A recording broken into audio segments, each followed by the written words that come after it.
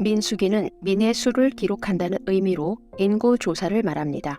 인구조사를 통한 새로운 일의 시작을 알립니다. 또한 인구의 통제와 본격적인 권력 투쟁이 시작됨을 알립니다.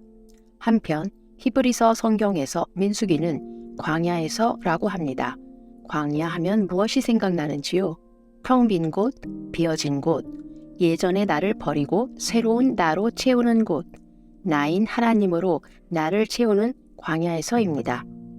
야곱의 자손들로 이루어진 12지파의 20세 이상의 인구를 조사하니 60만 3,550명입니다. 하나님의 60만 대군입니다. 60만 대군을 4개의 진영으로 나눕니다. 선두 진영은 야곱의 첫째 아내인 레아의 넷째 아들 유다, 다섯째 아들 이사갈, 여섯째 아들 스불론 지파입니다. 두 번째 진영은 레아의 첫째 아들 루벤, 둘째 시므온, 레아의 종 실바의 첫째 아들 가세 지파입니다. 루벤과 시므온, 레위는 불륜과 다말 사건으로 야곱으로부터 축복을 받지 못했습니다. 세 번째는 야곱과 둘째 아내인 라헬의 손자이자 요셉의 아들인 에브라임과 므낫세, 그리고 요셉의 형제 베냐민 지파입니다. 마지막은 야곱의 아들이자 라헬의 여종의 첫째와 둘째 아들인 단과 납달리, 레아의 종의 둘째 아들 아셀 지파입니다. 60만 군대는 야곱의 축복에 따라 그리고 배다른 자식들에 따라 나누어졌습니다. 파벌의 갈등이 잉태되고 있었습니다. 야곱의 축복을 받은 유다 지파와 에브라임 지파가 향후 이스라엘을 주도적으로 이끌고 또한 두 지파 간의 권력 충돌도 예견됩니다. 한편 야곱의 축복을 받지 못한 레위 지파는 땅을 분배받는 12지파에 속하지 못하였으나 각 지파에서 하나님을 섬기는 역할을 합니다. 하나님을 섬기는 자, 처음에는 순수했으나 시간이 지나면 음식물이 부패하듯 하나님의 자리를 대신하는 또 다른 권력이 꿈틀거리는 자리입니다. 나팔소리에 맞추어 60만의 하나님 대군이 언약궤를 앞세우고 성막과 성물이 뒤를 따르며 신의 광야를 떠납니다. 그러나 처음부터 난관입니다. 출애굽 8 당시 기적의 하나님이 약속한 꿀과 젖이 흐르는 가나안 땅으로 곧장 데리고 갈 것이란 믿음으로 찬양했던 이스라엘 자손입니다. 그러나 현실은 거친 광야에서 2년을 보내고 이제 전쟁을 한다고 모래바람이 부는 사막과 황량한 들판에서 행군을 하니 불만이 터집니다. 하나님이 매일 만나를 주시지만 이집트에서 먹던 만난 음식이 그립습니다. 고기를 달라고 울부짖습니다. 하나님과 이스라엘 자손 사이의 중개자인 모세도 너무 지칩니다. 하나님께 이 백성을 감당할 수 없다고 하소연도 합니다.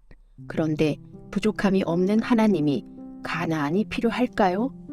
에덴에서 사랑을 주었던 아담과 이브 이후 이스라엘 자손에게 영적, 육적 체험을 통해 하나님의 신실하심을 깨닫게 하고 사랑을 나누어 주기 위함입니다. 이스라엘 대군은 바란 광야 가데스 바네아에 진을 치고 아모리를 치기 전에 적진을 살펴보기 위해 12지파에서 작출된 정탐꾼들을 보냅니다.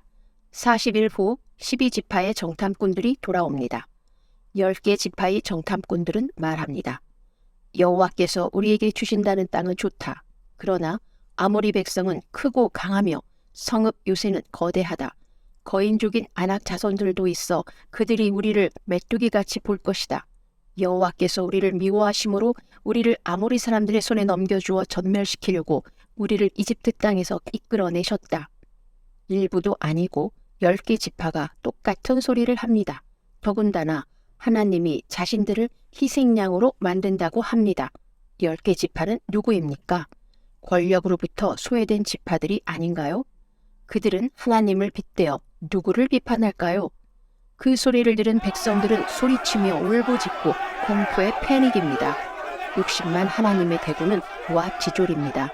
벌써 하나님은 없고 권력 충돌로 분열되기 직전입니다. 유다 지파의 갈렙과 에브라임 지파의 여호수아만이 소리칩니다. 하나님이 우리를 좋게 여기신다면 우리를 그 땅에 데려가시고 그 땅을 우리에게 주실 것입니다. 선동된 백성들이 흥분하여 두 사람을 돌로 쳐 죽이라고 합니다. 신의 광야에서 송아지 우상을 만들고 광란의 파티를 하였던 그들이 또 큰일을 저지릅니다. 하나님이 대노하십니다. 내가 이집트와 광야에서 행한 내 영광과 이적들을 보고도 나를 10번이나 시험하고 내 말에 순종하지 않은 이 모든 사람들은 내가 그들의 조상에게 맹세한 땅을 보지 못할 것이다. 다만 갈렙과 여호수아만이 약속의 땅에 들어갈 수 있다고 말씀하십니다. 때늦게 하나님의 선언에 놀란 이스라엘 자손들은 용서를 구한다고 모세가 말려도 헛되이 아모리로 가다 아말렉 족속과 가나안 족속에게 불나방같이 죽습니다. 정말 불신의 죄는 사람들의 판단력을 상실하게 하고 무모하게 만듭니다. 신은 우리에게 완수하지 못할 임무를 주지 않습니다. 신의 선함과 신실함을 믿고 나아가면 될 일을 우리는 곧잘 주변의 선동에 자극되어 우리의 삶을 헛되이 버립니다. 레위 자손인 고라와 루벤의 자손 다단과 아비람, 온이 주축으로 회중의 지도자 150명이 모세와 아론의 직위를 시기하여 말합니다. 모세와 아론, 너희들은 분수를 모른다. 온 회중이 다 거룩하고 여호와께서 그들 가운데 있는데 너희가 여호와의 총회 위에 스스로를 높이느냐? 늘상 있는 일입니다. 앞에서 힘든 일을 다 하고 정신을 차릴 때쯤이면 권력과 이권이 탐이 나서 뒤에서 비수를 꽂는 사람들이 있습니다. 땅이 갈라지며 반기를 든 레위 자손 고라와 루벤 자손들은 산채로 지옥으로 내려갑니다. 또한 여호와의 불이 나와 분향하던 자들 250명도 죽습니다. 이후에도 이스라엘 지도자들이 모세와 아론의 지휘권에 대한 도전이 끊임없습니다. 하나님은 12지파의 지팡이와 아론의 지팡이를 증거의 장막의 법궤 앞에 두도록 하고 하나님이 아론의 지팡이만 싹이 나게 하여 지휘권에 대한 표시를 명확히 합니다. 그러나 이스라엘 지도자들은 여전히 불만입니다. 왜 아론만 성막에 가는가? 우리는 성막 가까이만 가도 죽는가? 여전히 하나님에 대한 불순종입니다. 그냥 대부분 권력을 탐하는 인간의 속성입니다. 세월이 흘러 이스라엘 자손이 가나안 땅의 최남단에 있는 친광야에 도착하고 이때 모세의 누나 미리암은 나이 들어 죽습니다. 회중에 물이 없자 다시 모세와 아론을 비방합니다. 우리 형제들이 여호와 앞에서 죽을 때 우리도 죽었으면 좋았을 텐데 왜 우리를 이집트에서 나오게 하여 이 악한 곳으로 인도하였느냐? 여기는 씨 뿌릴 땅도 없고 무화과도 없고 포도도 없고 석류도 없고 마실 물도 없다. 하나님은 모세에게 말씀하십니다. 회중을 소집하고 그들이 보는 앞에서 바위에게 명령하면 그것이 물을 낼 것이다. 모세는 회중을 모은 후 지팡이로 바위를 2번 치자 많은 물이 솟아나옵니다. 이스라엘 자손이 여호와와 다투었다 하여 이것을 무리바의 불이라고 하였습니다. 모세는 하나님이 바위에게 단지 말로 명령을 하라고 했는데 그대로 말로 행하지 않고 지팡이로 바위를 2번 쳐서 물이 나오게 합니다. 하나님이 모세와 아론에게 말씀하십니다. 너희는 나를 믿지 않고 나의 거룩함을 나타내지 않았으므로 너희는 인도하는 땅으로 들어가지 못할 것이다.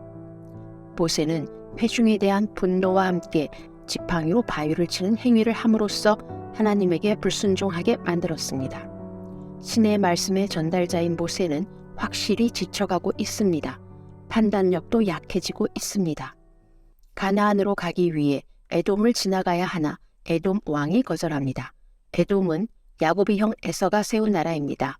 야곱이 형 에서와 당시에 화해를 하였지만 에서의 후손들은 60만 대군을 이끄는 야곱의 후손들에게 길을 내주면 자신들에게 해를 줄 수 있다고 두려워하며 길을 열어주지 않습니다. 하나님은 에돔은 야곱의 형 에서에게 유업으로 준 곳이니 그들과 다투지 말라고 하십니다. 출애굽한 지 40년이 되는 해 호르산에 이르자 모세의 형 아론도 123세에 죽고 아론의 아들 엘르아살이 제사장이 됩니다. 가나안을 목전에 두고 험한 광야로 돌아가야 하니 다시 백성들이 하나님과 모세를 원망합니다. 하나님의 보호하심이 멈추니 불뱀들에 물려 이스라엘 백성들이 많이 죽게 됩니다. 백성들은 모세에게 여호와께 기도해달라고 합니다. 모세가 하나님 말씀에 따라 놋뱀을 만들어 장대 위에 달아 놓으니 뱀에 물리자마자 놋뱀을 쳐다보면 치료되었습니다. 가나안으로 가기 위해 아모리 왕 시혼에게 길을 내달라고 하니 오히려 이스라엘을 치러 나옵니다. 그러나 예전에 아모리 정탐 소식을 들으며 공포에 떨던 이스라엘이 아닙니다. 이스라엘 60만 대군은 전쟁 경험은 적지만 광야에서 군사 훈련을 수십 년간 받았으며 하나님에 대한 믿음으로 정신무장한 군대이므로 모압을 정복했던 강국인 아모리도 상대가 되지 않고 모두 죽습니다. 또한 옆에 있는 바산을 쳐서 바산도 생명 있는 자는 모두 진멸됩니다. 이스라엘 자손이 모압 평지에 진을 칩니다. 모압 왕 발락은 공포를 느낍니다.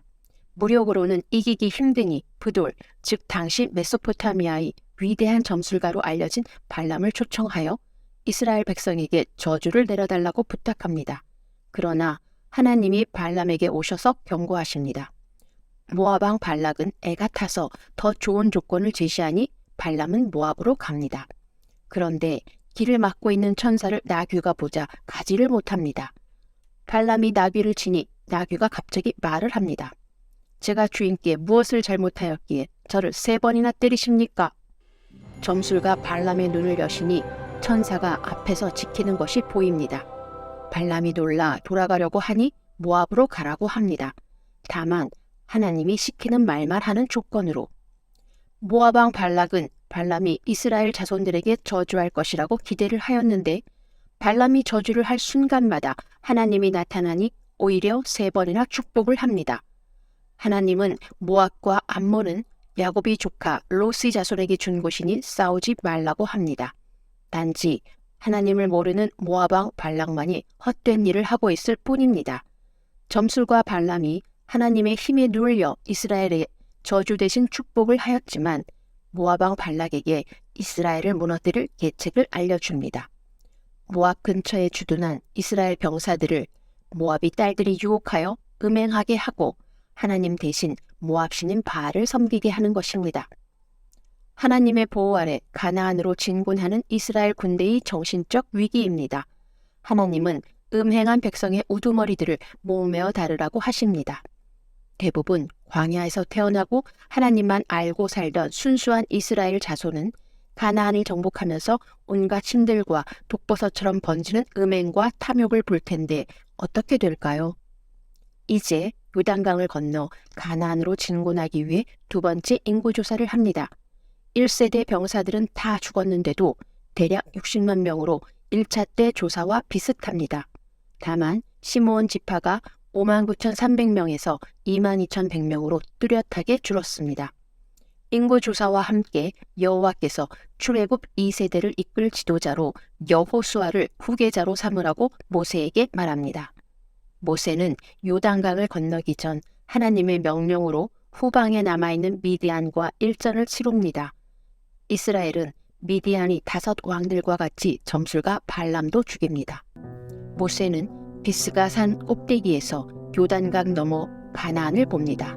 주님, 부디 저를 건너가게 하셔서 요단 건너 아름다운 땅과 아름다운 산과 레바논을 보게 하소서. 하나님은 말씀하십니다. 이것으로 족하다. 이 일로 내게 더 이상 말하지 마라. 가나안의 정복은 이제 늙은 모세는 감당하기에는 벅찹니다. 모세는 이제 역할이 끝났습니다. 다시 보면 모세가 이집트 사람을 살해한 후 40년의 미디안 생활과 40년의 광야 생활은 감옥과 같았습니다. 이제 모세는 홀가분하게 하나님 품으로 갈 시간만 남았습니다. 감사합니다.